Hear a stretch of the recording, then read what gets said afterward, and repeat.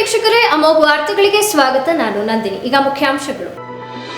ಅಖಿಲ ಕರ್ನಾಟಕ ಬ್ರಾಹ್ಮಣ ಮಹಾಸಭಾದ ಅಧ್ಯಕ್ಷೀಯ ಚುನಾವಣೆ ಅಭ್ಯರ್ಥಿಗಳ ಹುಮ್ಮಸ್ಸಿನಿಂದ ರಂಗೇರಿದ ಚುನಾವಣಾ ಕಣ. ಬೆಂಬಲಿಗರೊಂದಿಗೆ ನಾಮಪತ್ರ ಸಲ್ಲಿಸಿದ ಅಧ್ಯಕ್ಷೀಯ ಸ್ಥಾನದ ಆಕಾಂಕ್ಷಿ ಎಸ್ ರಘುನಾಥ್.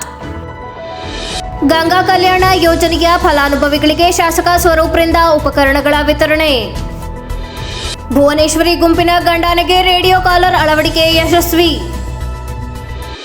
ವಾರ್ತೆಗಳ ವಿವರ. ಅಖಿಲ ಕರ್ನಾಟಕ ಬ್ರಾಹ್ಮಣ ಮಹಾಸಭಾದ ಅಧ್ಯಕ್ಷೀಯ ಚುನಾವಣೆಗೆ ಕೇಂದ್ರ ಕಚೇರಿಯಲ್ಲಿ ಅಧ್ಯಕ್ಷೀಯ ಸ್ಥಾನದ ಅಭ್ಯರ್ಥಿ ಎಸ್ ರಘುನಾಥ್ ತಮ್ಮ ಬೆಂಬಲಿಗರೊಂದಿಗೆ ನಾಮಪತ್ರ ಸಲ್ಲಿಸಿದರು.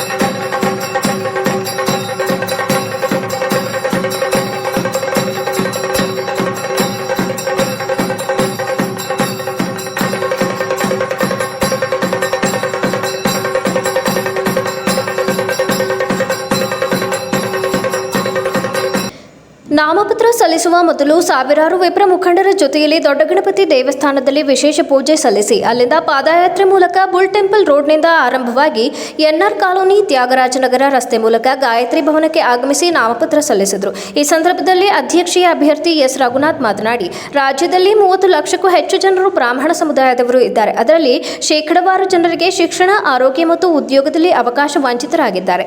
ಜಿಲ್ಲೆ, ಗ್ರಾಮಾಂತರ, ಹೋಬಳಿ ಮಟ್ಟದಲ್ಲಿ ವಿಪ್ರರಿಗೆ ಮಹಾಸಭಾ ಸ್ಪಂದಿಸುವ ಕಾರ್ಯ ಮಾಡಬೇಕು ಎಂಬ ನಿಟ್ಟಿನಲ್ಲಿ ನಮ್ಮ ಯೋಜನೆ ರೂಪಿಸಲಾಗಿದೆ. ತ್ರಿಮತಸ್ಥ ಬ್ರಾಹ್ಮಣರನ್ನು ನಾವೆಲ್ಲರೂ ಒಂದೇ ಎಂಬ ಮನೋಭಾವನೆಯಿಂದ ಸಂಘಟನೆ ಮಾಡುವುದು, ಪಾರದರ್ಶಕ ಆಡಳಿತಕ್ಕೆ ಒತ್ತು ನೀಡುವುದು, ಮಹಾಸಭಾ ಬೈಲಾ ತಿದ್ದುಪಡಿ ಮತ್ತು ಆರ್ಥಿಕವಾಗಿ ಸದೃಢ ಮಾಡುವುದು, ಸರ್ಕಾರದ ಸವಲತ್ತುಗಳನ್ನು ಅರ್ಹ ವಿಪ್ರ ಕುಟುಂಬಗಳಿಗೆ ತಲುಪಿಸಲು ಈ ಸೇವಾ ಕೇಂದ್ರ ಸ್ಥಾಪನೆ ಮಾಡುವುದು ಮುಖ್ಯ ಉದ್ದೇಶ.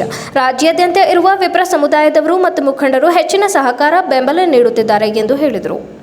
ಅಖಿಲ ಕರ್ನಾಟಕ ಬ್ರಾಹ್ಮಣ ಮಹಾಸಭಾ ಅಧ್ಯಕ್ಷೀಯ ಚುನಾವಣೆ ಜೊತೆಯಲ್ಲಿ ಜಿಲ್ಲಾ ಪ್ರತಿನಿಧಿಗಳ ಚುನಾವಣೆ ಏಪ್ರಿಲ್ 13 ಮುಂದಿನ ತಿಂಗಳು ನಡೆಯಲಿದೆ.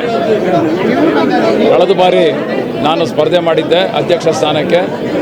ಈ ಬಾರಿ ಮತ್ತೊಮ್ಮೆ ಪ್ರಯತ್ನ ಮಾಡ್ತಾ ಇದ್ದೇನೆ. ಈ ಬಾರಿ ನನ್ನ ಜೊತೆಯಲ್ಲಿ ಅನೇಕರು ಬೆಂಬಲವನ್ನು ಸೂಚಿಸಿ ಜಿಲ್ಲಾ ಮಟ್ಟದಿಂದ ರಾಜ್ಯದ ಎಲ್ಲ ಜಿಲ್ಲೆಗಳಿಂದ ಬೆಂಬಲವನ್ನು ಸೂಚಿಸಿ ಇವತ್ತು ನಾಮಪತ್ರ ಸಲ್ಲಿಕೆಗೆ ಬಂದಿದ್ದಾರೆ. ಇವತ್ತು ಕನಿಷ್ಠ 15 ಜಿಲ್ಲೆಗಳಿಂದ ನನ್ನ ತಂಡದವರು ಇವತ್ತು ನಾಮಿನೇಷನ್ ಫೈಲ್ ಮಾಡ್ತಾ ಇದ್ದಾರೆ ಜಿಲ್ಲಾ ಪ್ರತಿನಿಧಿಗಳಿಗೆ.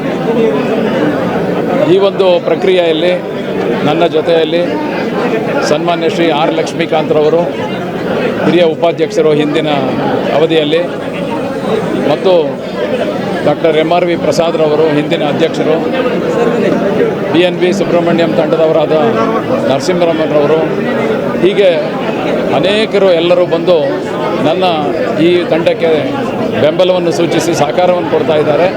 ಹಾಗಾಗಿ ನಮ್ಮ ಶಕ್ತಿ ದಿನ ಬೆಳೀತಾ ಇದೆ. ರಾಜ್ಯ ಪ್ರವಾಸ ಕೈಗೊಂಡಿದ್ದೀವಿ.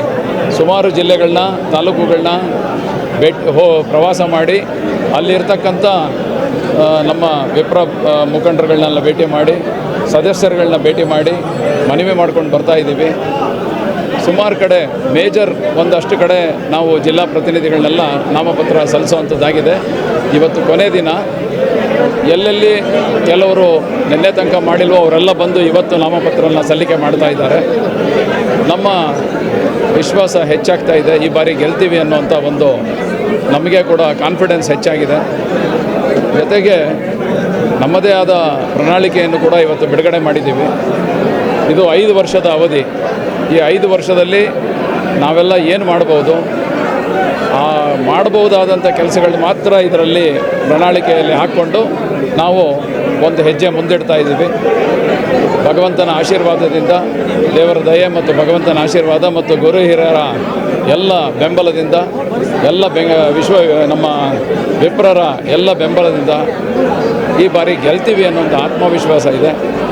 ಎಲ್ಲರೂ ಬೆಳಗ್ಗೆಯಿಂದ ಬಂದು ಸಹಕಾರ ಕೊಟ್ಟಿದ್ದಾರೆ. ಇದಾಗಿ ನಾನು ಫಸ್ಟ್ ಹೇಳೋದೇನು ಅಂತ ಹೇಳಿದ್ರೆ ಸೂಕ್ತವಾದ ಬೈಲಾಗೆ ಬದಲಾವಣೆಗಳು ತರಬೇಕು ಅನ್ನೋದು. Thank you sir, thank you. ನಾನು ಮಾತಾಡ್ತೀನಿ ಸರ್. Yes sir. ಬೈಲಾಗಳಿಗೇ ಸೂಕ್ತವಾದ ಬದಲಾವಣೆಗಳು ತರಬೇಕಾಗಿದೆ. ಮೊದಲನೇದಾಗಿ ಈ ಜಿಲ್ಲಾ ಪ್ರತಿನಿಧಿ ಚುನಾವಣೆ ಸ್ವಲ್ಪ ನಮಗೆ ತೊಂದರೆ ಇದೆ. ನಮ್ಮಲ್ಲೇ ವಿಭಜನೆಗಳಾಗುವಂಥದ್ದು, ನಮ್ಮಲ್ಲೇ ತೊಂದರೆ ಆಗುವಂಥದ್ದೆಲ್ಲ ಇದೆ. ಹಾಗಾಗಿ ಮುಂದಿನ ದಿನಗಳಲ್ಲಿ ಈ ಜಿಲ್ಲಾ ಪ್ರತಿನಿಧಿ ಚುನಾವಣೆಯನ್ನು ಖಂಡಿತವಾಗಲೂ ನಾವು ಗೆದ್ದು ಬಂದರೆ, ಆರಿಸಿ ಬಂದರೆ ಅದನ್ನು ತೆಗೆದುಹಾಕ್ತೀವಿ ಅನ್ನೋದು ಒಂದು ಮೊದಲನೇದು. ಎರಡನೇದು, ನಾನು ಚುನಾವಣೆಯಲ್ಲಿ ಗೆದ್ದು ಬಂದ ನಂತರ ಈ ಅವಧಿ, ಅಧ್ಯಕ್ಷರ ಅವಧಿ ಒಂದೇ ಒಂದು ಟರ್ಮ್ ಮಾತ್ರ, ಆ ರೀತಿಯಾಗಿ ನಾವು ಒಂದು ಮಾಡಬೇಕು ಅಂತಿದ್ದೀವಿ. ಯಾವುದೇ ಕಾರಣಕ್ಕೆ ನಮಗೆ 2 ಟರ್ಮ್ ಬೇಡ, ಒಂದೇ ಟರ್ಮ್ ಸಾಕು. ಇದು ಎರಡನೇದು. ಮೂರನೇದು, ಎಲ್ಲ ಉಪಪಂಗಡಗಳ ಬ್ರಾಹ್ಮಣರ ಮುಖ್ಯಸ್ಥರು ಅಂದರೆ ಅಧ್ಯಕ್ಷರು ಅಥವಾ ಕಾರ್ಯದರ್ಶಿಗಳು, ಸುಮಾರು ಉಪಪಂಗಡಗಳಿದೆ ನಮ್ಮಲ್ಲಿ. ಸ್ಮಾರ್ಥ ಸಂಪ್ರದಾಯ, ಮಧ್ವ ಸಂಪ್ರದಾಯ ಮತ್ತು ಶಿವವೈಷ್ಣವ ಸಂಪ್ರದಾಯದಲ್ಲಿ ಇರತಕ್ಕಂಥ ಎಲ್ಲ ಉಪಪಂಗಡಗಳ ಮುಖ್ಯಸ್ಥರು ಅಥವಾ ಅವರ ಅಧ್ಯಕ್ಷರು ಅಥವಾ ಕಾರ್ಯದರ್ಶಿಗಳನ್ನ ಸೇರಿದಂತೆ ನಮ್ಮ ಎಕ್ಸಿಕ್ಯೂಟಿವ್ ಕಮಿಟಿನಲ್ಲಿ ಅವ್ರಿಗೆಲ್ಲರಿಗೂ ಸ್ಥಾನಮಾನವನ್ನು ಕೊಟ್ಟು ಒಂದು ಒಳ್ಳೆಯ ಅಭಿವೃದ್ಧಿ ಮಾಡುವಂಥ ಸಂಘಟಿತ ಒಂದು ಬ್ರಾಹ್ಮಣ ಸಂಘವನ್ನು ಇಲ್ಲಿ ಬೆಳೆಸಬೇಕು ಅನ್ನೋ ಒಂದು ಧ್ಯೇಯೋದ್ದೇಶ ಇದೆ. ಇದರ ಜೊತೆಗೆ ನಮ್ಮದೇ ಆದ ಶಾಲೆಗಳಿಲ್ಲ, ನಮ್ಮದೇ ಆದ ಕಾಲೇಜುಗಳಿಲ್ಲ. ಈ ನಿಟ್ಟಿನಲ್ಲಿ ಕೂಡ ನಾವು ಕೆಲಸ ಮಾಡಿ ನಮ್ಮದೇ ಆದ ಸ್ಕೂಲು, ನಮ್ಮದೇ ಆದ ಕಾಲೇಜು ಮಾಡೋದಕ್ಕೂ ಕೂಡ ಒಂದು ಹೆಜ್ಜೆ ಇಡಬೇಕು ಅಂತಿದ್ದೀವಿ. ಜೊತೆಯಲ್ಲಿ ನಮ್ಮ ಯುವಕರಿಗೆ, ಮಹಿಳೆಯರಿಗೆ ನಮ್ಮಲ್ಲಿ ಪ್ರಾತಿನಿಧ್ಯ ಕೊಡೋಲ್ಲಿದ್ದೀವಿ. EWS ಸರ್ಟಿಫಿಕೇಟು ಸರ್ಕಾರದಿಂದ ಸಿಗೋದು ತೊಂದರೆ ಆಗ್ತಾಯಿದೆ, ಜಾತಿ ಪತ್ರ ಸಿಗೋದು ತೊಂದರೆ ಆಗ್ತಾಯಿದೆ. ಇದರ ಬಗ್ಗೆ ಎಲ್ಲ ಕೂಡ ನಮ್ಮ ತಂಡವು ಒಳ್ಳೆ ಕೆಲಸ ಮಾಡಿ ಮುಂದಿನ ದಿನಗಳಲ್ಲಿ ಬ್ರಾಹ್ಮಣ ಸಮಾಜಕ್ಕೆ ಅನುಕೂಲವಾಗುವಂಥ ಕೆಲಸಗಳನ್ನ ಮಾಡುವಂಥ ಒಂದು ಕಾರ್ಯ ಸಮಿತಿಯನ್ನು ರಚಿಸ್ತಿದೆ. ಅಖಿಲ ಕರ್ನಾಟಕ ಬ್ರಾಹ್ಮಣ ಮಹಾಸಭಾದ ನಿಕಟಪೂರ್ವ ಅಧ್ಯಕ್ಷರಾದ ಆರ್ ಲಕ್ಷ್ಮೀಕಾಂತ್ ಮಾತನಾಡಿ, ಅಧ್ಯಕ್ಷೀಯ ಅಭ್ಯರ್ಥಿ ಎಸ್ ರಘುನಾಥ್ ಮತ್ತು ನಾನು ಎಲ್ಲ ಜಿಲ್ಲೆಗಳಲ್ಲಿ ಪ್ರವಾಸ ಮಾಡಿದ್ದೇವೆ. ಎಲ್ಲ ಜಿಲ್ಲೆಗಳಲ್ಲಿ ವಿಪ್ರ ಸಮುದಾಯದವರು, ಮುಖಂಡರು ಮಹಾಸಭಾ ಬದಲಾವಣೆಗಾಗಿ ನಾವು ತಮ್ಮ ತಂಡಕ್ಕೆ ಬೆಂಬಲಿಸುತ್ತೇವೆ ಎಂದು ಸ್ವಯಂ ಪ್ರೇರಿತರಾಗಿ ಆಗಮಿಸುತ್ತಿದ್ದಾರೆ. ಅಖಿಲ ಕರ್ನಾಟಕ ಬ್ರಾಹ್ಮಣ ಮಹಾಸಭಾ ಹೊಸ ದಿಕ್ಕು, ನವಶಕ್ತಿಯ ಜೊತೆಯಲ್ಲಿ ರಾಜ್ಯ ವಿಪ್ರರ ಜೊತೆಯಲ್ಲಿ ಬ್ರಾಹ್ಮಣರ ಅಭಿವೃದ್ಧಿಗೆ ಶ್ರಮಿಸಲಾಗುವುದು. ವಿಪ್ರರ ಸಂಘಟನೆ ಅಭಿವೃದ್ಧಿ, ವಿಪ್ರರಿಗೆ ನವಚೈತನ್ಯ, ಶಕ್ತಿ ತುಂಬುವ ಬೃಹತ್ ಪಾದಯಾತ್ರೆ ಮೂಲಕ ನಾಮಪತ್ರ ಸಲ್ಲಿಸಲಾಗಿದೆ. ನಿಮ್ಮ ಆಶೀರ್ವಾದ, ಸಹಕಾರ ಸದಾ ಹೀಗೆ ಇರಲಿ ಎಂದು ಹೇಳಿದರು. ಇದೇ ಏಪ್ರಿಲ್ 13ನೇ ತಾರೀಕು ನಡೀತಕ್ಕಂಥ ಅಖಿಲ ಕರ್ನಾಟಕ ಬ್ರಾಹ್ಮಣ ಮಹಾಸಭಾ ಚುನಾವಣೆಯಲ್ಲಿ ರಾಜ್ಯಾಧ್ಯಕ್ಷ ಸ್ಥಾನಕ್ಕೆ ಸ್ಪರ್ಧಿಸತಕ್ಕಂಥ ಸರಳ ಸಜ್ಜನಿಕೆಯ ಮತ್ತು ವಿಪ್ರರ ಮನವನ್ನು ಗೆದ್ದುಕೊಂಡು ಜನಪ್ರಿಯರಾಗಿರ್ತಕ್ಕಂಥ ಸನ್ಮಾನ್ಯ ಶ್ರೀ ರಘುನಾಥ್ರವರು ಅಧ್ಯಕ್ಷೀಯ ಅಭ್ಯರ್ಥಿಯಾಗಿ ಇವತ್ತಿನ ಚುನಾವಣಾ ನಾಮಪತ್ರವನ್ನು ಸಲ್ಲಿಸಿದ್ದಾರೆ. ಇಂದು ಬೆಳಗ್ಗೆ 8:30 ಗಂಟೆಗೆ ದೊಡ್ಡ ಗಣಪತಿ ದೇವಸ್ಥಾನದಿಂದ ಇದೇ ಗಾಯತ್ರಿ ಭವನದವರೆಗೂ ರಾಜ್ಯದ ಎಲ್ಲ ಜಿಲ್ಲಾ ಮತ್ತು ತಾಲೂಕು ಕೇಂದ್ರಗಳಿಂದ ಸಹಸ್ರಾರು ಸಂಖ್ಯೆಯಲ್ಲಿ ಬಂದು ಮೆರವಣಿಗೆಯಲ್ಲಿ ಬಂದು ಇವತ್ತಿನ ದಿವಸ ನಾಮಪತ್ರ ಸಲ್ಲಿಸಲಿಕ್ಕೆ ಎಲ್ಲರೂ ಶುಭವನ್ನು ಹಾರೈಸಿದ್ದಾರೆ.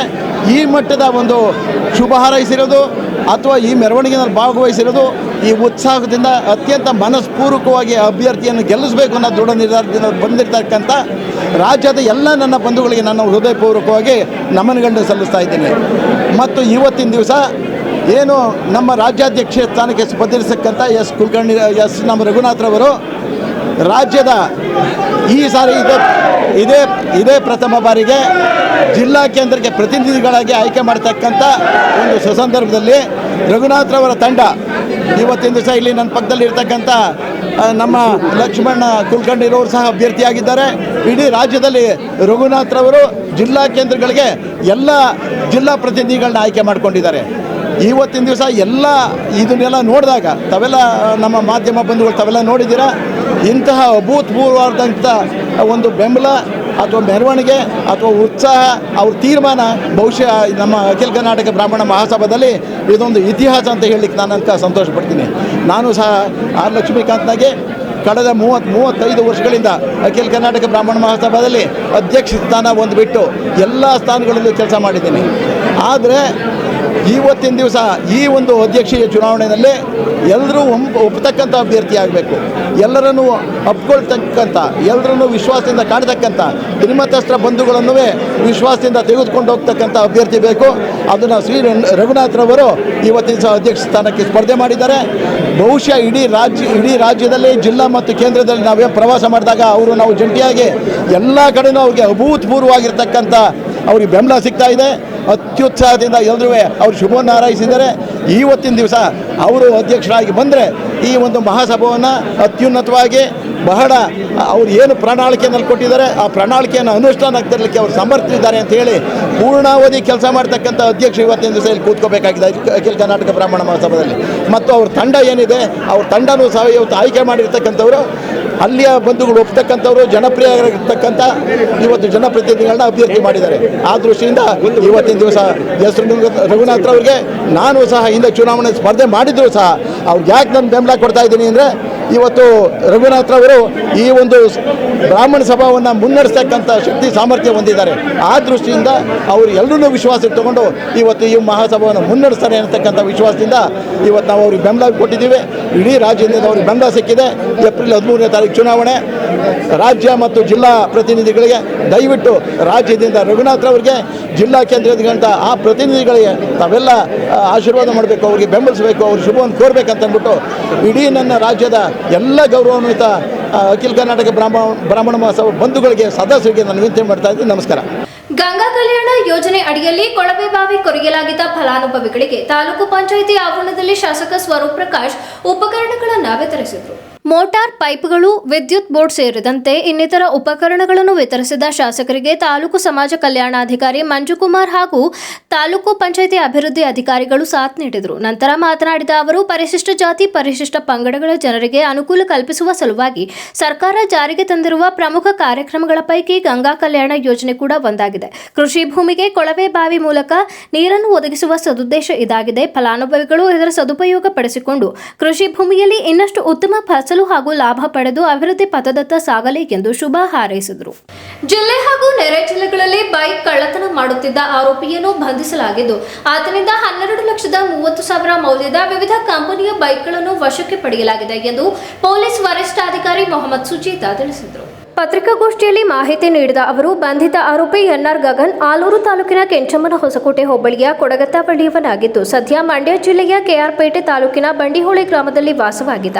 ಮಾರ್ಚ್ 4ರಂದು ಹಾಸನ ತಾಲೂಕಿನ ಕಂದಲಿ ಗ್ರಾಮದ ಚಂದ್ರಶೇಖರ್ ಅವರು ತಮ್ಮ ಬೈಕ್ ಕಳ್ಳತನವಾಗಿರುವ ಬಗ್ಗೆ ನಗರದ ಬಡಾವಣೆ ಠಾಣೆಯಲ್ಲಿ ದೂರು ನೀಡಿದ್ದರು. ಹಾಸನ ಉಪವಿಭಾಗದ ಡಿವೈಎಸ್ಪಿ ಮುರಳೀಧರ್ ನೇತೃತ್ವದಲ್ಲಿ ಬಡಾವಣೆ ಪೊಲೀಸ್ ಠಾಣೆ inspector Raghavendra Prakash, sub inspector Giridhar ಹಾಗೂ ತಂಡ ಕಾರ್ಯಾಚರಣೆ ನಡೆಸಿದ್ದು ನಗರದ ಹೊಸ ಬಸ್ ನಿಲ್ದಾಣದ ಬಳಿ ಅನುಮಾನಾಸ್ಪದವಾಗಿ ಓಡಾಡುತ್ತಿದ್ದ ಆರೋಪಿ ಗಗನ್ ಎಂಬಾತನನ್ನು ಬಂಧಿಸಿದೆ. ಆರೋಪಿಯು ಬಹುತೇಕ ಸ್ಪ್ಲೆಂಡರ್ ಬೈಕ್ಗಳನ್ನೇ ಕಳ್ಳತನ ಮಾಡಿದ್ದು ಪಾರ್ಕಿಂಗ್ ಜಾಗದಲ್ಲಿ ಲಾಕ್ ಹಾಕದೆ ನಿಲ್ಲಿಸಿದ ಬೈಕ್ಗಳನ್ನು ಕದಿಯುತ್ತಿದ್ದ ಎಂದು ತಿಳಿಸಿದ ಅವರು, ಒಟ್ಟು 26 ಬೈಕ್ಗಳನ್ನು ವಶಕ್ಕೆ ಪಡೆಯಲಾಗಿದೆ. ಇದರಲ್ಲಿ 16 ಬೈಕ್ಗಳು ಹಾಸನ ಜಿಲ್ಲೆಯ ಪೊಲೀಸ್ ಠಾಣಾ ವ್ಯಾಪ್ತಿಯ ಪ್ರಕರಣಗಳಿಗೆ ಸೇರಿವೆ. ಮೈಸೂರು ಜಿಲ್ಲೆಯ 9, ದಕ್ಷಿಣ ಕನ್ನಡ ಹಾಗೂ ಮಂಡ್ಯ ಜಿಲ್ಲೆಯ ತಲಾ 1 ಬೈಕ್ ಪತ್ತೆಯಾಗಿವೆ ಎಂದು ಹೇಳಿದರು. 23/2025 ಅವತ್ತು ಮೋಹನ್ ಕುಮಾರ್ ಅವರು ಗಾಡಿ ಸ್ಪ್ಲೆಂಡರ್ ಗಾಡಿ ಕಳ್ಳತನ ಆಗಿದೆ ಅಂತ ಒಂದು ಪ್ರಕರಣ ದಾಖಲೆಪಡಿಸಿರ್ತಾರೆ ಹಾಸನ ಬಡಾವಣೆ ಪೊಲೀಸ್ ಸ್ಟೇಷನ್ ಲಿಮಿಟ್ಸಲ್ಲಿ.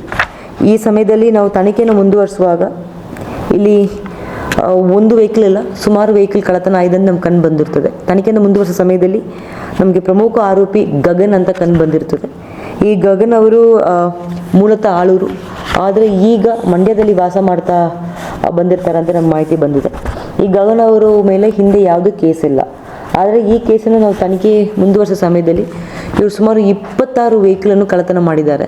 ಮತ್ತು ಈ ವೆಹಿಕಲ್ ಕಳ್ಳತನ ಮಾಡುವ ಸಮಯದಲ್ಲಿ 26 ವೆಹಿಕಲ್, ಇದರಲ್ಲಿ 17 ವೆಹಿಕಲ್ ಹಾಸನ ಜಿಲ್ಲೆ ಸಂಬಂಧಪಟ್ಟಂಗೆ ಮತ್ತು ಇನ್ನು ಇತರ 9 ವೆಹಿಕಲ್ ಮೈಸೂರು ನಗರ ಸಿಟಿ ಮತ್ತು ಮೈಸೂರು ಜಿಲ್ಲೆ ಸಂಬಂಧಪಟ್ಟಂಗೆ ಮತ್ತು 1 ದಕ್ಷಿಣ ಕನ್ನಡ ಮತ್ತು 1 ಮಂಡ್ಯ ವೆಹಿಕಲ್ ಸಂಬಂಧಪಟ್ಟಂಗೆ 26 ವೆಹಿಕಲನ್ನು ನಾವು ವಶಕ್ಕೆ ತಗೊಂಡಿದ್ವಿ. ಇದನ್ನು ಬಿಟ್ಟು ಇನ್ನೂ ಸುಮಾರು 6 ವೆಹಿಕಲ್ ಸಹ ಅವ್ರು ಕಳ್ಳತನ ಮಾಡಿದ್ದಾರೆ. ಇವರ ಮೋಡಸ್ ಏನಂತಂದರೆ, ಪಾರ್ಕಿಂಗ್ ಲಾಟಲ್ಲಿ ಯಾವ ವೆಹಿಕಲ್ ನಿಂತ್ಕೊಂಡಿದೆಯೋ ಅದಕ್ಕೆ ಯಾವುದಕ್ಕೆ ಫ್ರಂಟ್ ಲಾಕ್ ಹಾಕಿಲ್ಲ, ಅದು ಯಾಕೆ ಸೈಡ್ ಲಾಕ್ ಹಾಕಿಲ್ಲ, ಮತ್ತು ವೀಲ್ ಯಾವ ವೆಹಿಕಲ್ ಈಸಿಯಾಗಿ ತೆಗಿಬಹುದು ಅಂತ ನೋಡಿಬಿಟ್ಟು ಮ್ಯಾನ್ಯುವಲಲ್ಲಿ ಆ ವೆಹಿಕಲ್ನ ಸ್ಟಾರ್ಟ್ ಮಾಡಿ ಕಳ್ಳತನ ಮಾಡ್ತಾ ಇರೋದು ಇವರದು ಇದಿತ್ತು. ಇದು ಗಾಡಿಯನ್ನು ಕಳ್ಳತನ ಮಾಡಿ ಅದಾದಮೇಲೆ ಮಂಡ್ಯ ಜಿಲ್ಲಾ ಕೆಆರ್ಪೇಟೆ ಹೋಗಿ ಅಲ್ಲಿರೋ ಜನಗೆ ಇದು ನಾವು ದುಡ್ಡು ಕಟ್ಟಿಲ್ದೇಗೆ ವಶಕ್ಕೆ ಪಡೆದ್ರ ಗಾಡಿ, ಅದೇನು EMI ಎಲ್ಲಿ ಸೀಜರ್ ಆಗಿರೋ ಗಾಡಿ EMI ಕಟ್ಟಿಲ್ಲ, ಅದಕ್ಕೋಸ್ಕರ ಸೀಜರ್ ಮಾಡಿರೋ ಗಾಡಿ ಅಂತ ಹೇಳಿಬಿಟ್ಟು ಅಲ್ಲಿರೋ ಜನಗೆ ಹೋಗಿ ಮಾರಾಟ ಮಾಡಿದ್ದಾರೆ. ಈಗ ಸುಮಾರು 26 ವೆಹಿಕಲ್ ಈಗಾಗಲೇ ನಾವು ವಶಕ್ಕೆ ತಗೊಂಡಿದ್ವಿ. ಇನ್ನು 6 ವೆಹಿಕಲ್ ಸಹ ನಾವು ಪತ್ತೆ ಮಾಡೋಕ್ಕೆ ಪ್ರಯತ್ನ ಪಡ್ತಾ ಇದ್ವಿ. ಈಗಾಗಲೇ ಹಾಸನ ಜಿಲ್ಲೆಗೆ ಸಂಬಂಧಪಟ್ಟಂಗೆ 17 ಪ್ರಕರಣದ ದಾಖಲಾಗಿ 17 ಪ್ರಕರಣ ಈಗ ಅವರು ಪತ್ತೆಯೂ ಆಗಿದೆ. ಈ ಗಗನ್ ಅವರು ಈ ಹಿಂದೆ ಅವ್ರಿಗೆ ಏನೂ ಹೊಸ ಅಫೆಂಡರ್, ಈ ಹಿಂದೆ ಅವ್ರ ಮೇಲೆ ಏನೂ FIR ಇರಲಿಲ್ಲ. ಆದರೆ ನಮ್ಮ ಜಿಲ್ಲೆಗೆ ಸಂಬಂಧಪಟ್ಟಂಗೆ ತನಿಖೆ ಮುಂದುವರಿದ ಸಮಯದಲ್ಲಿ 17 ವೆಹಿಕಲನ್ನು ಹಾಸನ ಜಿಲ್ಲೆಯಲ್ಲಿ ಆಲೂರು, ಹಾಸನ ಮತ್ತು ಬೇರೆ ಕಡೆನೂ, ಹಾಸನಲ್ಲಿ ಬೇರೆ ಕಣ್ಣು ಇದು ಮಾಡಿದ್ದಾರೆ, ಕಳ್ಳತನ ಮಾಡಿದ್ದಾರೆ ಅಂತ ನಮಗೆ ತನಿಖೆಯಲ್ಲಿ ಕಂಡು ಬಂದಿದೆ. ಕಾಡಾನೆಗಳ ಪತ್ತೆ ಹಾಗೂ ಅವುಗಳ ಚಲನವಲನದ ಮಾಹಿತಿ ಪಡೆಯಲು ಕಾಡಾನೆಗೆ ರೇಡಿಯೋ ಕಾಲರ್ ಅಳವಡಿಕೆಗೆ ಅರಣ್ಯ ಇಲಾಖೆ ಮುಂದಾಗಿದ್ದು, ಬೇಲೂರು ತಾಲೂಕು ಬ್ಯಾದನಿ ಗ್ರಾಮದಲ್ಲಿ ಭುವನೇಶ್ವರಿ ಗುಂಪಿನ ಗಂಡಾನೆಗೆ ರೇಡಿಯೋ ಕಾಲರ್ ಅಳವಡಿಕೆ ಯಶಸ್ವಿಯಾಗಿದೆ. ಮೊದಲ ದಿನವಾದ ಕಾರ್ಯಾಚರಣೆ ವಿಫಲವಾಗಿತ್ತು. ಎರಡನೇ ದಿನದ ಕಾರ್ಯಾಚರಣೆಯಲ್ಲಿ 7 ಕುಮ್ಮಿ ಕಾಡಾನೆಗಳನ್ನು ಬಳಸಿಕೊಂಡು ರೇಡಿಯೋ ಕಾಲರ್ ಅಳವಡಿಕೆ ಮಾಡಲಾಗಿದೆ. ಡಾಕ್ಟರ್ ರಮೇಶ್ ನೇತೃತ್ವದ ತಂಡ ಕಾಡಾನೆಗೆ ಅರವಳಿಕೆ ಮದ್ದು ನೀಡಿ ಬಳಿಕ ಅರಣ್ಯ ಇಲಾಖೆ ಅಧಿಕಾರಿಗಳು ಹಾಗೂ ETF ಸಿಬ್ಬಂದಿಗಳ ಸಹಯೋಗದಲ್ಲಿ ರೇಡಿಯೋ ಕಾಲರ್ ಅಳವಡಿಸಲಾಯಿತು. ಸ್ಥಳೀಯರು ಹಾಗೂ ಸಾರ್ವಜನಿಕರಿಗೆ ಕಾಡಾನೆಗಳ ಲೊಕೇಶನ್ ತಿಳಿಸಲು ರೇಡಿಯೋ ಕಾಲರ್ ಅಳವಡಿಕೆ ಕಾರ್ಯ ಹಮ್ಮಿಕೊಂಡಿದೆ.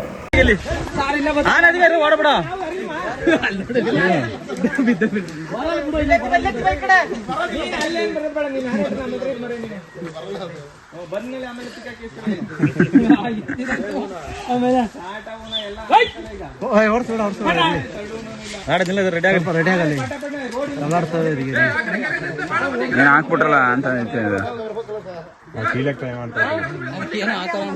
ಅಟಲ್ ವಿರಾಸತ್ ಕಾರ್ಯಕ್ರಮದಲ್ಲಿ ಮಾಜಿ ಪ್ರಧಾನಮಂತ್ರಿಗಳಾದ ಅಟಲ್ ಬಿಹಾರಿ ವಾಜಪೇಯಿರವರ ಜನ್ಮ ಶತಾಬ್ದಿ ವರ್ಷದ ಅಂಗವಾಗಿ ಹಿರಿಯರಿಗೆ ಗೌರವಪೂರ್ವಕವಾಗಿ ಸನ್ಮಾನಿಸಿ ಗೌರವಿಸಿದರು. ಇದೇ ವೇಳೆ ಅಟಲ್ ಬಿಹಾರಿ ವಾಜಪೇಯಿ ಜನ್ಮ ಶತಾಬ್ದಿ ಸಹ ಸಂಚಾಲಕ ಪಣೇಶ್ ಮಾತನಾಡಿ, ಅಟಲ್ಜಿ ಅವರು ಎಲ್ಲೆಲ್ಲೇ ಬಂದಿದ್ದರೂ ಅವರ ಓಡಾಟ, ಹೋರಾಟಗಳು, ಸಂಘಟನೆಗಳು, ಅವರ ವ್ಯಕ್ತಿತ್ವ, ಒಡನಾಟ, ಅವರ ಸಂಪರ್ಕಕ್ಕೆ ಬಂದಂತಹ ವ್ಯಕ್ತಿಗಳು, ಅವರ ನೆನಪಿನ ಸ್ಫೂರ್ತಿಯನ್ನು ಸಂಗ್ರಹ ಮಾಡುವಂತಹ ಫೋಟೋ ಸಂಗ್ರಹಿಸುವ ಜೊತೆಗೆ ಯಾರು ಅಟಲ್ ಬಿಹಾರಿ ಜೊತೆ ಒಡನಾಟವಿತ್ತು ಅವರನ್ನು ಗುರುತಿಸಿ ಗೌರವಿಸುವ ಕೆಲಸ ನಾವು ಕಳೆದ 1 ತಿಂಗಳಿನಿಂದ ಮಾಡಿಕೊಂಡು ಈ ಹಿಂದೆಯೇ ಬಂದಿದ್ದೇವೆ. ಈಗ ಅಟಲ್ ವಿರಾಸತ್ ಹೆಸರಿನಲ್ಲಿ ಅಟಲ್ ಅವರ ಪ್ರತಿ ಜಿಲ್ಲೆಯಲ್ಲಿ ಬಿಜೆಪಿಯಲ್ಲಿದ್ದು ಅವರ ಜೊತೆ ಕೆಲಸ ಮಾಡಿದ್ದರು ಹಾಗೂ ಹತ್ತಿರದಿಂದ ನೋಡಿದ್ದಾರೆ. ಅವರನ್ನು ಸನ್ಮಾನಿಸಿ ಗೌರವಿಸುತ್ತಿದ್ದೇವೆ. ಅಟಲ್ ಜೀವನ ನೆನಪು ಮಾಡುವ ಅವರ ಜೀವನ, ವ್ಯಕ್ತಿತ್ವ ನಮ್ಮ ಮೇಲೆ ಜೀವಂತವಾಗಿ ಮಾಡಲು ಈ ಕಾರ್ಯಕ್ರಮ ಆಯೋಜಿಸಲಾಗುತ್ತಿದೆ ಎಂದು ಹೇಳಿದರು. 26,000 ಬೂತ್ಗಳಲ್ಲಿ ಅಟಲ್ಜಿಯವರ ಸ್ಮರಣೆಯನ್ನು ಮಾಡುವಂತ ಕಾರ್ಯಕ್ರಮವನ್ನು ಮಾಡಿದ್ದೀವಿ. ಜನವರಿ 14ರಿಂದ ಫೆಬ್ರವರಿ 14ರವರೆಗೆ ಇಡೀ ದೇಶಾದ್ಯಂತ ಅಟಲ್ಜಿಯವರ ಸ್ಮೃತಿ ಸಂಕಲನ ಕಾರ್ಯಕ್ರಮವನ್ನು ಮಾಡಿದ್ವಿ. ಅಟಲ್ಜಿಯವರು ಎಲ್ಲೆಲ್ಲಿಗೆ ಬಂದಿದ್ದರು, ಅವರ ಓಡಾಟಗಳು, ಹೋರಾಟಗಳು, ಸಂಘಟನಾತ್ಮಕ ಚಟುವಟಿಕೆಗಳು, ಅವರ ವ್ಯಕ್ತಿತ್ವ, ಅವರ ಒಡನಾಟ, ಅವರ ಸಂಪರ್ಕಕ್ಕೆ ಬಂದಂಥ ವ್ಯಕ್ತಿಗಳು, ಇವರುಗಳನ್ನ ಸಂಪರ್ಕ ಮಾಡತಕ್ಕಂಥ, ಅವರಲ್ಲಿರ್ತಕ್ಕಂಥ ಅಟಲ್ಜಿಯವರ ಸ್ಮೃತಿಯನ್ನ, ನೆನಪನ್ನ ಸಂಗ್ರಹ ಮಾಡತಕ್ಕಂಥ ಫೋಟೋಗಳು, ವಸ್ತುಗಳ ಸಂಗ್ರಹ ಮಾಡೋದ್ರ ಜೊತೆಗೆ ಯಾರು ಅಟಲ್ಜಿಯವರ ಒಡನಾಟದಲ್ಲಿದ್ದು ಅವರನ್ನ ಗೌರವ ಸಮರ್ಪಣೆ ಮಾಡತಕ್ಕಂಥ ಚಟುವಟಿಕೆಯನ್ನು 1 ತಿಂಗಳ ಕಾಲ ಇಡೀ ದೇಶಾದ್ಯಂತ ನಾವು ಮಾಡಿದ್ವಿ. ಆ ಸಾಲಿನ 3ನೇ ಕಾರ್ಯಕ್ರಮ ಅಟಲ್ ವಿರಾಸತ್ ಅನ್ನುವಂಥ ಹೆಸರಿನಲ್ಲಿ ಪ್ರತಿ ಜಿಲ್ಲೆಯಲ್ಲಿ ಭಾರತೀಯ ಜನತಾ ಪಾರ್ಟಿಯಲ್ಲಿ ಯಾರು ಹಿರಿಯರು ಅಟಲ್ಜಿ ಸಹವಾಸದಲ್ಲಿದ್ರು, ಅವ್ರ ಜೊತೆಯಲ್ಲಿ ಕೆಲಸ ಮಾಡಿದ್ರು, ಅವ್ರನ್ನ ಹತ್ತಿರದಿಂದ ನೋಡಿದ್ರು, ಆ ವ್ಯಕ್ತಿಗಳನ್ನ ಸನ್ಮಾನ ಮಾಡತಕ್ಕಂಥ ಮತ್ತು ಆ ಜಿಲ್ಲೆಯಲ್ಲಿ ಎಲ್ಲ ಹಳೆಯ ಮತ್ತು ಹೊಸ ಕಾರ್ಯಕರ್ತರನ್ನ ಜೋಡಿಸಿಕೊಂಡಂತೆ ಅಟಲ್ಜಿ ಜೀವನವನ್ನ ನೆನಪು ಮಾಡಿಕೊಳ್ತಕ್ಕಂಥ, ಅವರ ಜೀವನವನ್ನ, ಅವರ ವ್ಯಕ್ತಿತ್ವವನ್ನ, ಅವರ ಕಾರ್ಯವನ್ನ ನಮ್ಮಗಳ ಮಧ್ಯೆ ಜೀವಂತವಾಗಿಡಬೇಕು ಅನ್ನೋ ಪ್ರಯತ್ನ ಹಿನ್ನೆಲೆಯಲ್ಲಿ ಈ ಅಟಲ್ ವಿರಾಸತ್ ಅನ್ನುವಂಥ ಕಾರ್ಯಕ್ರಮವನ್ನು ನಾವು ಮಾಡ್ತಾ ಇದ್ದೀವಿ. ಇನ್ನು ಡಿಸೆಂಬರ್ 2ಗೆ ಪ್ರತಿ ತಿಂಗಳು ಒಂದಲ್ಲ ಒಂದು ಅಟಲ್ಜಿ ಹೆಸರಿನಲ್ಲಿ ಬೇರೆ ಬೇರೆ ಸಮುದಾಯಗಳ ಮಧ್ಯದಲ್ಲಿ, ಬೇರೆ ಬೇರೆ ವರ್ಗಗಳ ಮಧ್ಯದಲ್ಲಿ, ಬೇರೆ ಬೇರೆ ಸ್ಥಳದಲ್ಲಿ ಚಟುವಟಿಕೆಯನ್ನು ಮಾಡಬೇಕು ಅನ್ನೋ ನಿರ್ಣಯವನ್ನು ಕೇಂದ್ರದ ನಮ್ಮ ಸಮಿತಿ ತೆಗೆದುಕೊಂಡಿದೆ. ಆಲೂರು ಸಕಲೇಶಪುರ ಕ್ಷೇತ್ರದ ಶಾಸಕ ಸಿಮೆಂಟ್ ಮಂಜು ಮಾತನಾಡಿ, ವಾಜಪೇಯಿ ಕಾಲದಿಂದಲೂ ಹೋರಾಟ ಮಾಡಿದವರು ನಮ್ಮ ಸಕಲೇಶಪುರದಲ್ಲಿ ಮತ್ತು ಈ ಜಿಲ್ಲೆಯಲ್ಲಿ ಹಲವಾರು ಜನರು ಇದ್ದಾರೆ. ಬಿಜೆಪಿಯಲ್ಲಿ ಹಾಸನಕ್ಕೆ ಉತ್ತಮವಾದ ಸ್ಥಾನಮಾನವಿದೆ. ಹಿಂದಿನ ದಿನಗಳಲ್ಲಿ ಎಮರ್ಜೆನ್ಸಿ ಕಾಲದಲ್ಲಿ ಜೈಲಿಗೆ ಹೋದಾಗಿನಿಂದ ಹಿಡಿದು ವಾಜಪೇಯಿ ಜೊತೆ ಪಾರ್ಟಿ ಕಟ್ಟಿರುವ ಹಲವಾರು ಜನರು ನಮ್ಮ ಜಿಲ್ಲೆಯಲ್ಲಿರುವುದು ನಮ್ಮ ಹೆಮ್ಮೆ ಎಂದರು. ಈ ಒಂದು ಸುಸಂದರ್ಭದಲ್ಲಿ ನಾನು ಕೂಡ ಶಾಸಕನಾಗಿದ್ದೀನಿ. ನಾನು ಒಬ್ಬ ಪಕ್ಷದ ಒಬ್ಬ ಸಾಮಾನ್ಯ ಕಾರ್ಯಕರ್ತ. ಸಕಲೇಶಪುರದಿಂದ ಅತಿ ಹೆಚ್ಚಿನ ಜನ ಈ ಭಾಗದ ಸನ್ಮಾನವನ್ನು ಮಾಡಿಸಬೇಕು. ಯಾಕೆಂದ್ರೆ ನಮ್ಮ ಸಕಲೇಶಪುರ ಭಾಗದಲ್ಲಿ ವಾಜಪೇಯಿ ಅವರ ಕಾಲದಿಂದ ಹೋರಾಟ ಮಾಡಿರ್ತಕ್ಕಂಥರು ಹಲವಾರು ನಮ್ಮ ಕ್ಷೇತ್ರದಲ್ಲಿದ್ದಾರೆ, ಈ ಜಿಲ್ಲೆಯಲ್ಲಿದ್ದಾರೆ. ತುಂಬಾ ಸಂತೋಷ ಆಗುತ್ತೆ. ಹಾಸನ ಜಿಲ್ಲೆಗೆ ವಿಶೇಷವಾದ ಸ್ಥಾನಮಾನ ಇದೆ ಭಾರತೀಯ ಜನತಾ ಪಾರ್ಟಿ. ಯಾಕೆಂದ್ರೆ ಅವತ್ತಿನ ಕಾಲದಲ್ಲಿ ಏನು ಎಮರ್ಜೆನ್ಸಿ ಜೈಲಿಗೆ ಹೋಗೋದ್ರಿಂದ ಹಿಡಿದು ವಾಜಪೇಯಿ ಮುಖಂಡರು ಕೂಡ ಇವತ್ತು ನಮ್ಮ ಜಿಲ್ಲೆಯಲ್ಲಿ ಇರ್ತಕ್ಕಂಥದ್ದು ನಮ್ಮೆಲ್ಲರ ಹೆಮ್ಮೆ. 1925 ಡಿಸೆಂಬರ್ 25 ಮಧ್ಯಪ್ರದೇಶದ ಗ್ವಾಲಿಯರ್ನಲ್ಲಿ ಜನ್ಮ ತಾಳಿದ ವಾಜಪೇಯಿ ಅವರು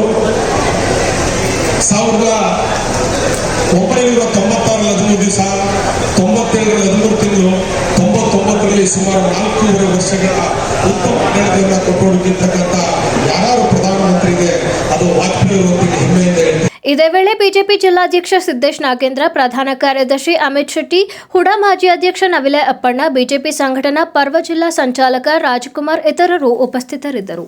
ಈಗ ಜಾಹೀರಾತು. ಎಸ್ಪಿ ಮೊಬೈಲ್ಸ್ ಇದೀಗ ಹಾಸನದಲ್ಲಿ ನೂತನವಾಗಿ ಪ್ರಾರಂಭವಾಗಿದ್ದು, ಯುಗಾದಿ ಹಬ್ಬದ ಪ್ರಯುಕ್ತ ಮೆಗಾ ಬಂಪರ್ ಆಫರ್. ಯಾವುದೇ ಸ್ಮಾರ್ಟ್ಫೋನ್ ಕೊಂಡಲ್ಲಿ 3,000 ರೂಪಾಯಿ ಮೌಲ್ಯದ ಉಡುಗೊರೆ ಪಡೆಯಿರಿ. 10,000 ಮೇಲ್ಪಟ್ಟ ಸ್ಮಾರ್ಟ್ಫೋನ್ ಖರೀದಿಗೆ ಬಿಡಿ ಭಾಗದ ಮೇಲೆ 75% ರಿಯಾಯಿತಿ ಪಡೆಯಿರಿ. ನಿಮ್ಮ ಹಳೆ ಸ್ಮಾರ್ಟ್ಫೋನ್ ಕೊಟ್ಟು ಹೊಸ ಸ್ಮಾರ್ಟ್ಫೋನ್ ಪಡೆಯಿರಿ. ಕಡಿಮೆ ಬಡ್ಡಿ ದರದಲ್ಲಿ ಆಕರ್ಷಕ ಲೋನ್ ಮೇಳ. ಸಿಬಿಲ್ ಸ್ಕೋರ್ ಇಲ್ಲದಿದ್ರೂ ಕಡಿಮೆ ಬಡ್ಡಿ ದರದಲ್ಲಿ ಸ್ಮಾರ್ಟ್ಫೋನ್ ಖರೀದಿಸಬಹುದು.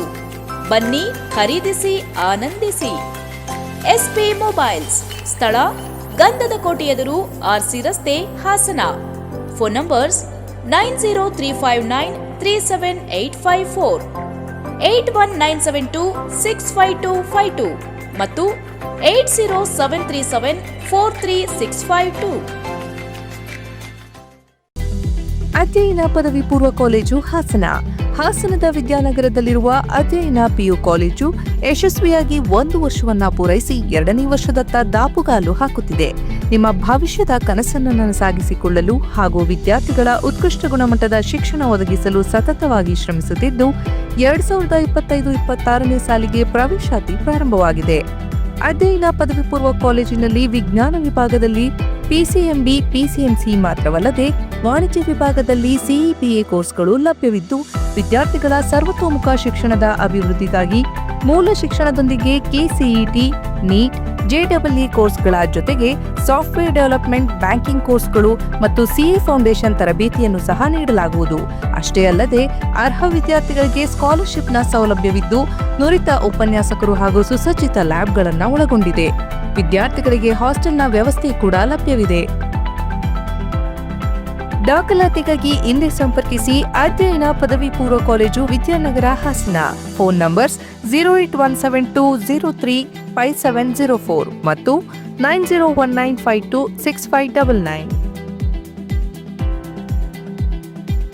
ಹಾಸನ ನಗರದ ಪ್ರತಿಷ್ಠಿತ ಶಾಲೆಗಳಲ್ಲಿ ಒಂದಾದ ಮತ್ತು ನಗರದ ಹೃದಯ ಭಾಗದಲ್ಲಿರುವ ವಾಸವಿ ಆಂಗ್ಲ ಮಾಧ್ಯಮ ಶಾಲೆ ಶೈಕ್ಷಣಿಕವಾಗಿ ತನ್ನ ಛಾಪನ್ನ ಮೂಡಿಸುತ್ತಿದ್ದು, ಎಸ್ಎಸ್ಎಲ್ಸಿಯಲ್ಲಿ ಪ್ರತಿ ವರ್ಷ 100% ರಿಸಲ್ಟ್ ಪಡೆಯುತ್ತಿದೆ.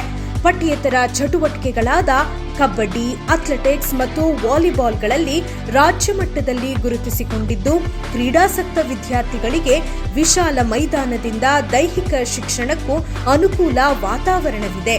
ಶಿಸ್ತು ಮತ್ತು ಸಂಸ್ಕೃತಿಯ ಬಿಂಬವಾಗಿ ಪೋಷಕರಿಗೆ ಪ್ರತಿದಿನ ನಮಸ್ಕರಿಸಿ ಶಾಲೆಗೆ ಬರುವ ಮಕ್ಕಳಿಗೆ ಚಿತ್ರಕಲೆ, ಯೋಗ, ಸಂಗೀತ ಮತ್ತು ವ್ಯಕ್ತಿ ವಿಕಸನ ಕೌಶಲ್ಯಾಭಿವೃದ್ಧಿ ತರಬೇತಿ ನೀಡಲಾಗುವುದು. ನಮ್ಮ ಶಾಲೆಗೆ ಬರುವ ಮಕ್ಕಳಿಗೆ ಬಸ್ ಮತ್ತು ದೂರದ ವಿದ್ಯಾರ್ಥಿಗಳಿಗೆ ಹಾಸ್ಟೆಲ್ ಸೌಲಭ್ಯ ದೊರೆಯುತ್ತದೆ. ನರ್ಸರಿಯಿಂದ 10ನೇ ತರಗತಿಯವರೆಗೆ ದಾಖಲಾತಿ ಪ್ರಾರಂಭವಾಗಿದ್ದು, ನಿಮ್ಮ ಮಕ್ಕಳ ಉಜ್ವಲ ಭವಿಷ್ಯಕ್ಕಾಗಿ ಆಯ್ಕೆ ಮಾಡಿ Vasavi English medium school, SJB road, near BM road, Haasan.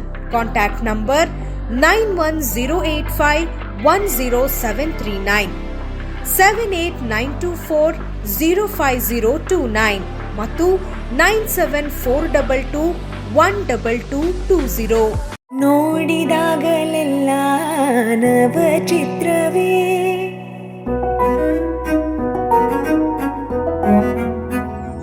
GRT jewellers ಅವರ 62ನೇ ಬ್ರಹ್ಮಾಂಡವಾದ ಶೋರೂಮ್ ಈಗ ಹಾಸನದಲ್ಲಿ. ಚಿನ್ನದ ಆಭರಣಗಳ ವೇಸ್ಟೇಜ್ ವಿಎ ಮೇಲೆ 20% ರಿಯಾಯಿತಿ. ಹಳೆಯ ಚಿನ್ನದ ಎಕ್ಸ್ಚೇಂಜ್ ನ ಮೇಲೆ ಪ್ರತಿ ಗ್ರಾಮ್ಗೆ 75 ರೂಪಾಯಿ ಹೆಚ್ಚುವರಿ ಮತ್ತು ಪ್ರತಿ ಕ್ಯಾರೆಟ್ ವಜ್ರದ ಮೌಲ್ಯದ ಮೇಲೆ 10,000 ರೂಪಾಯಿ ರಿಯಾಯಿತಿ ಪಡೆಯಿರಿ. ಜಿಆರ್ಟಿ ಜ್ಯುವೆಲರ್ಸ್, ಬೆಂಗಳೂರು ಮಂಗಳೂರು ರಸ್ತೆ, ಹಾಸನ ಕ್ಲಬ್ ಹತ್ತಿರ, ಹಾಸನ.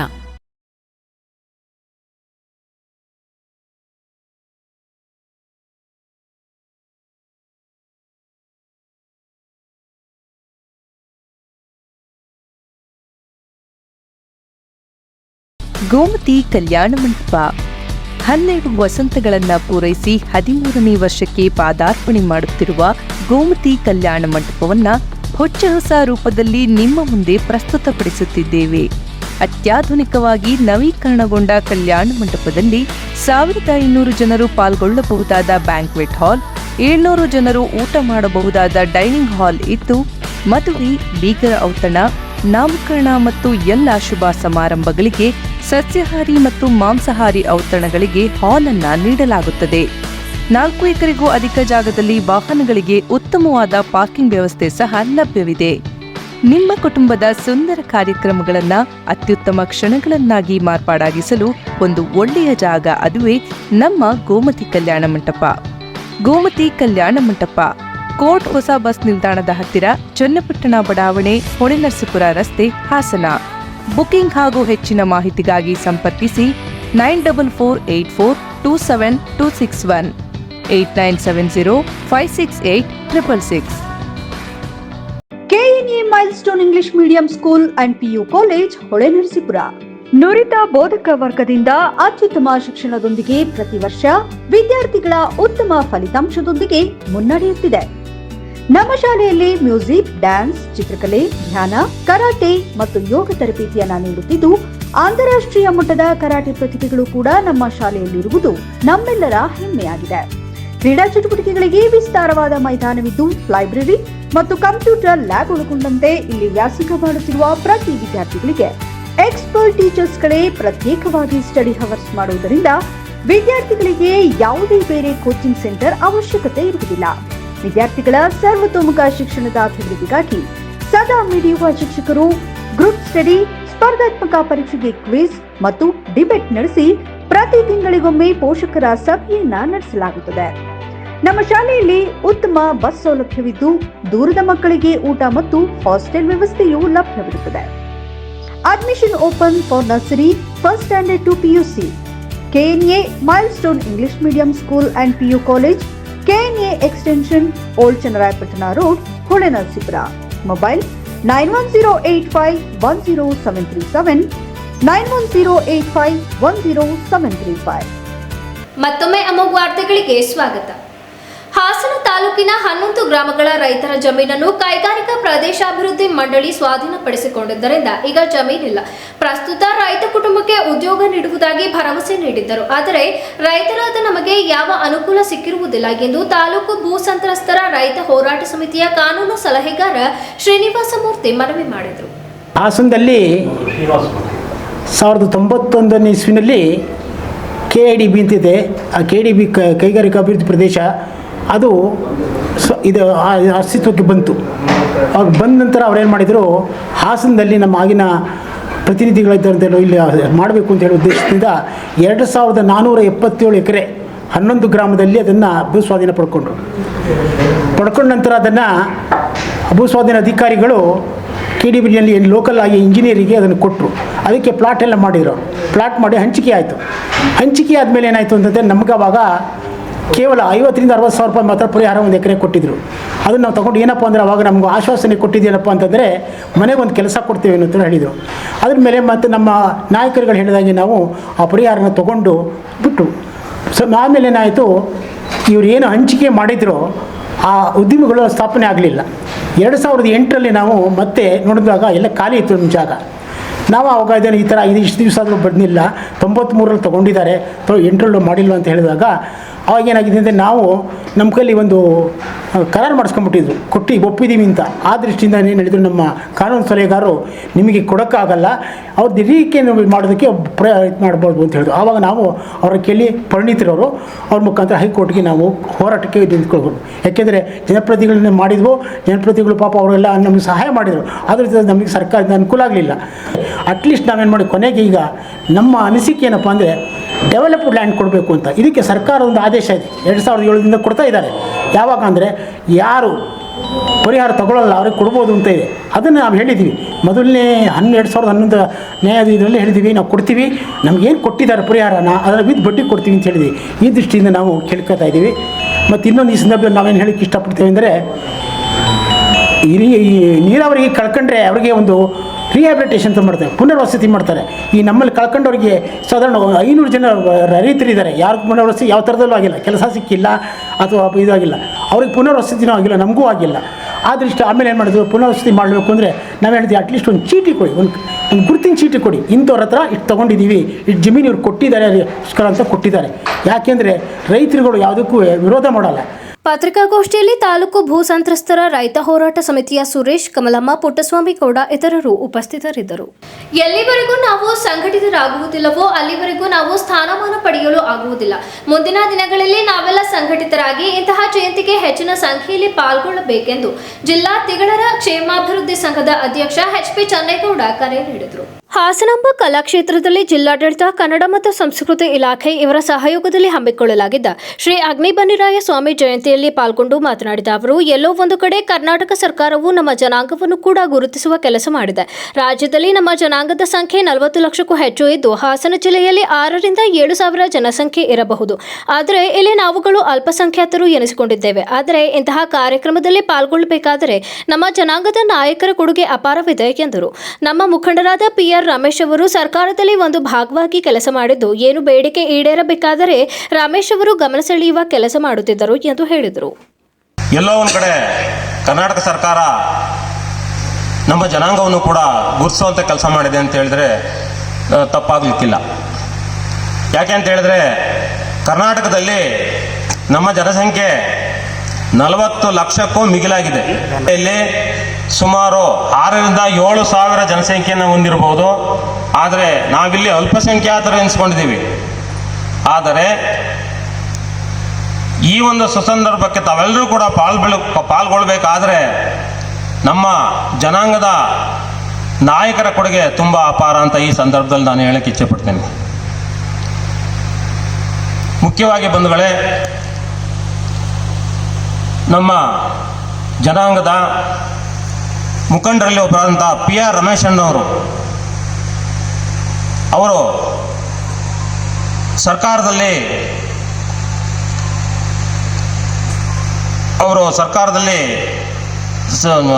ಒಂದು ಭಾಗವಾಗಿ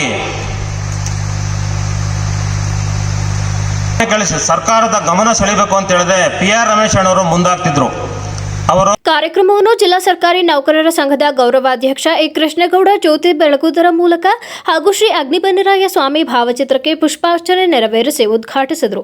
ಇದೇ ವೇಳೆ ತಹಸೀಲ್ದಾರ್ ಅಶ್ವಿನಿ, ಶಾಂತಿಗ್ರಾಮ ವೃತ್ತದ ಆರಕ್ಷಕ ನಿರೀಕ್ಷಕರಾದ AT ಭಾನು, ಕನ್ನಡ ಮತ್ತು ಸಂಸ್ಕೃತಿ ಇಲಾಖೆ ಸಹಾಯಕ ನಿರ್ದೇಶಕ ಡಾಕ್ಟರ್ HP ತಾರಾನಾಥ್, ಸರ್ಕಾರಿ ಪ್ರಥಮ ದರ್ಜೆ ಕಾಲೇಜು ಉಪನ್ಯಾಸಕ RS ಮಹೇಶ್ ಇತರರು ಉಪಸ್ಥಿತರಿದ್ದರು. ಏಪ್ರಿಲ್ 10ರಂದು ನಡೆಯಲಿರುವ ಬೇಲೂರಿನ ಐತಿಹಾಸಿಕ ಶ್ರೀ ಚನ್ನಕೇಶ್ವರ ಸ್ವಾಮಿ ರಥೋತ್ಸವದ ವೇಳೆ ಕುರಾನ್ ಪಠಣಕ್ಕೆ ಅವಕಾಶ ನೀಡಬಾರದು ಎಂದು ಹಿಂದೂಪರ ಸಂಘಟನೆಗಳ ಮುಖಂಡರು ಮನವಿ ಮಾಡಿದರು. ತಹಸೀಲ್ದಾರ್ ಕಚೇರಿ ತೆರಳಿದ ಹಿಂದೂ ಸಂಘಟನೆಗಳ ಮುಖಂಡರು ರಥೋತ್ಸವಕ್ಕೂ ಮುನ್ನ ಕುರಾನ್ ಪಠಣಕ್ಕೆ ಅವಕಾಶ ನೀಡಬಾರದು ಎಂದು ಆಗ್ರಹಿಸಿ ಮನವಿ ಪತ್ರ ಸಲ್ಲಿಸಿದರು. ನಂತರ ಹಿಂದೂಪರ ಸಂಘಟನೆಗಳ ಮುಖಂಡ ರಘು ಮಾತನಾಡಿ, ಮೇದೂರಿನ ಖಾಜಿ ಕುಟುಂಬದವರು ರಥೋತ್ಸವಕ್ಕೆ ಮುನ್ನ ಕುರಾನ್ ಪಠಿಸುವ ಪರಿಪಾಠ ಹಿಂದಿನಿಂದ ನಡೆದು ಬಂದಿದೆ. ಆದರೆ ಇದಕ್ಕೆ ಅವಕಾಶ ನೀಡಬಾರದು. ಹಿಂದೂ ಧಾರ್ಮಿಕ ದತ್ತಿ ಇಲಾಖೆಯಡಿ ಬರುವ ಬೇಲೂರಿನ ಚನ್ನಕೇಶವ ದೇವಾಲಯದ ಮ್ಯಾನ್ಯುವಲ್ನಲ್ಲಿ ಕುರಾನ್ ಪಠಣಕ್ಕೆ ಸಂಬಂಧಿಸಿದ ಯಾವುದೇ ಉಲ್ಲೇಖವಿಲ್ಲ ಎಂದು ಹೇಳಿದರು. ದಿನಾಂಕ 10/4/2025 ತಾರೀಕಿಗೆ ಏನು ಬೇಲೂರಿನ ಐತಿಹಾಸಿಕ ಚನ್ನಕೇಶವ ಸ್ವಾಮಿ ದೇವಸ್ಥಾನದಲ್ಲಿ ನಡೆಯುವಂತಹ ರಥೋತ್ಸವ ನಡೆಯುತ್ತೆ. ಆ ರಥೋತ್ಸವದಲ್ಲಿ ಬಹಳ ವಿಜೃಂಭಣೆಯಿಂದ ಇಡೀ ದೇಶ ವಿದೇಶಗಳಿಂದ ಅಲ್ಲಿ ಭಕ್ತರು ಬಂದು ತಮ್ಮ ಇಷ್ಟಾರ್ಥಗಳನ್ನು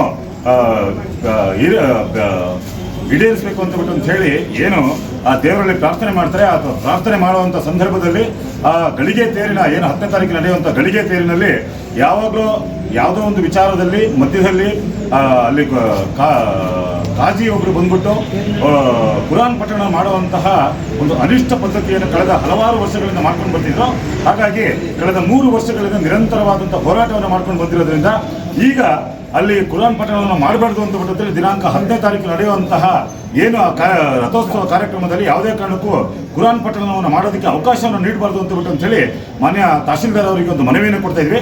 ಹಾಗೆಯೇ ಆ ಮನವಿಯನ್ನು ಇವತ್ತು ಸ್ವೀಕಾರವನ್ನು ಮಾಡಿ ಅದನ್ನ ಏನು ಜಿಲ್ಲಾಧಿಕಾರಿಗಳಿಗೆ ಕಳಿಸಿ ಅದರ ಬಗ್ಗೆ ಸೂಕ್ತವಾದ ಕ್ರಮವನ್ನು ತೆಗೆದುಕೊಳ್ತೀವಿ ಅಂತ ಹೇಳಿದರೆ, ಹಾಗಾಗಿ ನಾವು ಮತ್ತೆ ಒತ್ತಾಯವನ್ನು ಮಾಡ್ತಾ ಇದ್ವಿ. ಯಾವುದೇ ಕಾರಣಕ್ಕೂ ಸಹ 10ನೇ ತಾರೀಕು ನಡೆಯುವಂತಹ ಆ ರಥೋತ್ಸವದಲ್ಲಿ ಯಾವುದೇ ಕಾರಣಕ್ಕೂ ಸಹ ಕಾಜಿಯವರಿಗೆ ಕುರಾನ್ ಪಠಣವನ್ನು ಮಾಡೋದಕ್ಕೆ ಅವಕಾಶವನ್ನು ನೀಡಬಾರ್ದು ಅಂತೇಳಿ ಮನವಿಯನ್ನು ಮಾಡ್ತೀವಿ. ಕೊನೆಯಲ್ಲಿ ಮತ್ತೊಮ್ಮೆ ಮುಖ್ಯಾಂಶಗಳು.